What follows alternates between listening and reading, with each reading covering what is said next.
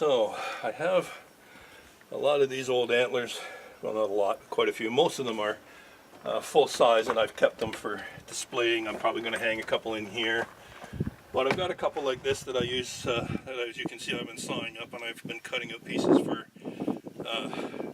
handles for knives and whatever. And I'm thinking that if I can find a spot to attach, not the whole thing of course, but somehow maybe a piece like this, kind of a cut across here like that, and get it somehow it's going to fit.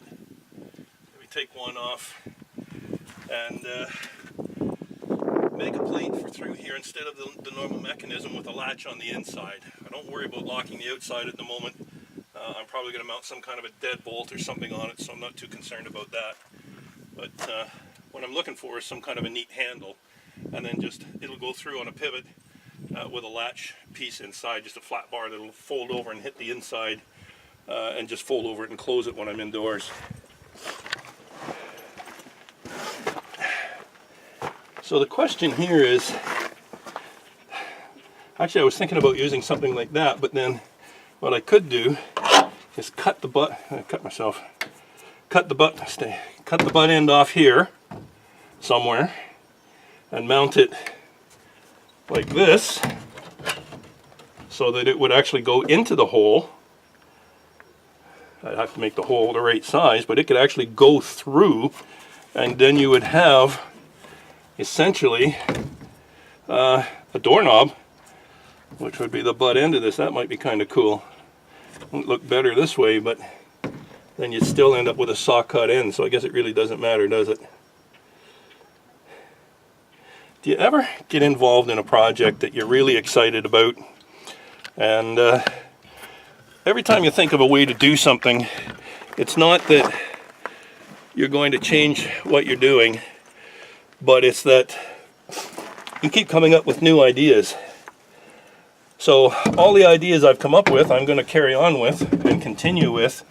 But as I'm doing that, I keep coming up with more and more and more things, most of which are all going to be handmade. I think any of the beams inside that are showing, and this is something that could be done over a period of time. Even when I'm in it in some evening, way out in the bush and I have some time to kill in an evening, I can work away at these projects somewhat. But I'd like to carve animals. I carve paddles and so on, and I carve animal faces and birds and whatever into them.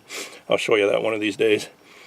So I'd like to carve that into various parts of the framework, the beams, maybe box them in like a barn board type thing, and then carve moose heads and whatnot into them. And so the truth of it is, this trailer will never be finished. It's probably going to take 50 years to do all the neat little things that I'd love to do to it, where in actuality I probably only have 25 years left. So I better get cracking.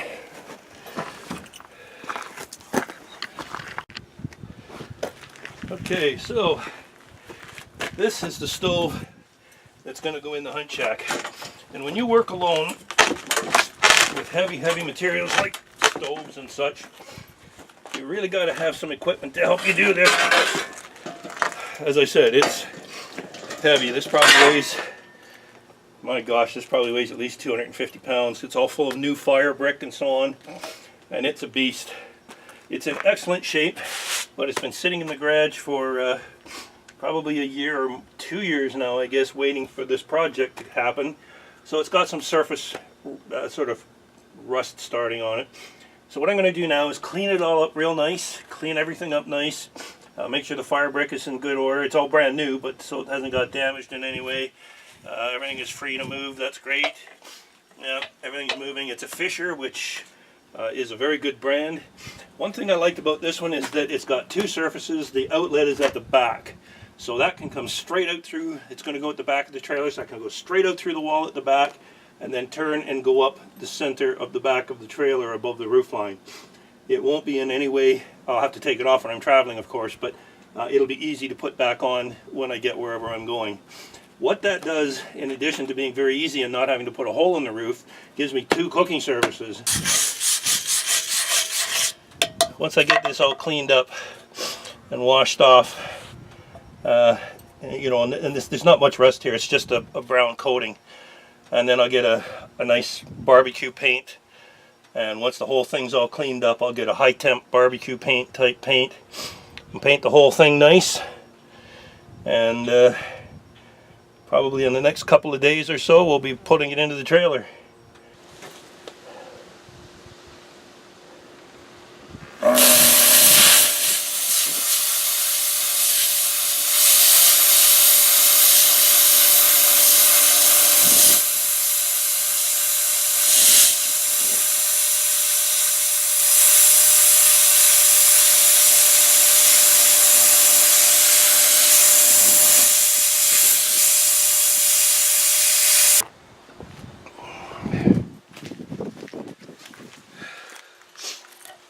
Well, another one of the reasons why this is going to never get finished, as I was saying before, are the different ideas. And I was looking at the size of the feet on the stove here and thinking that, you know, that stove could bounce around in the trailer a little bit, even though on those rough roads you're going to be in four-wheel drive and just crawling up there. But still, I thought a better footing on the bottom there would give it a bit more support and possibly even be able to bolt it to the floor if I felt that was necessary. So I was tempted to just take a piece of steel and make a little plate and put it on the bottom there. But this is where my mind gets kind of messed up and causes me all kinds of aggravation. I decided that I didn't want that. I wanted a bear paw. So as you can see here, I have this is a piece of an old 200-gallon oil tank, and it's got this curvature in it as it curved up to the top of the tank. So I don't know if you can see that, but there's actually a curvature in the claws here, and then it flattens out. So what's going to happen is that this will be painted, of course. Well, anyways, I'll lift this up and I'll put this so that this leg sits approximately in the middle. Now I was going to weld it on, but then I thought that's going to be awkward to carry it around. So I think I've got some square steel tubing that's slightly bigger than the size of this leg.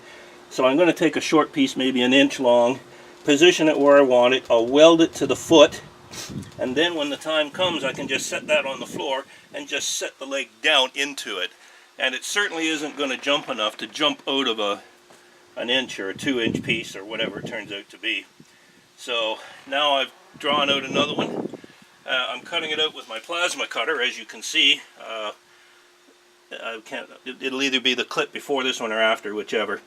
So more time spent, but when I get this all painted up and get those painted black and so on, I can well, it's a little bit of fun anyways.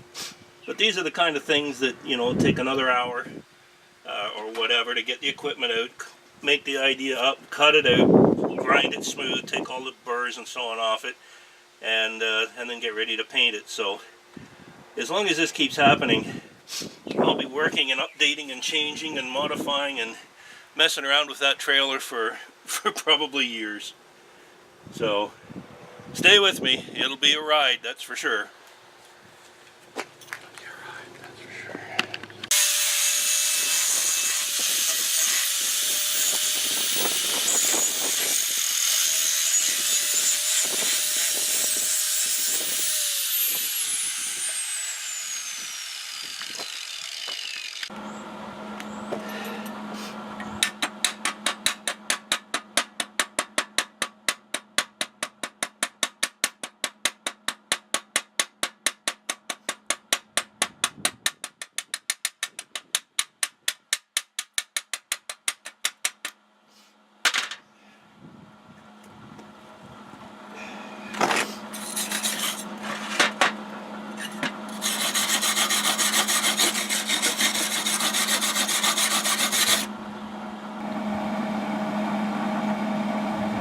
Okay, so a little grinding and cleaning up. I just put a weld on either side because really it's not holding anything, it's just keeping it from going anywhere.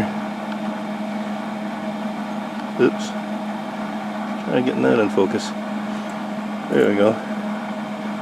Turned out not bad. It'll do. There we go. Okay, so a little cleaning up, a little sanding. I'll weld the other one the same way. We'll give it some black paint and we'll have our bear paw footprints. Lots of fun.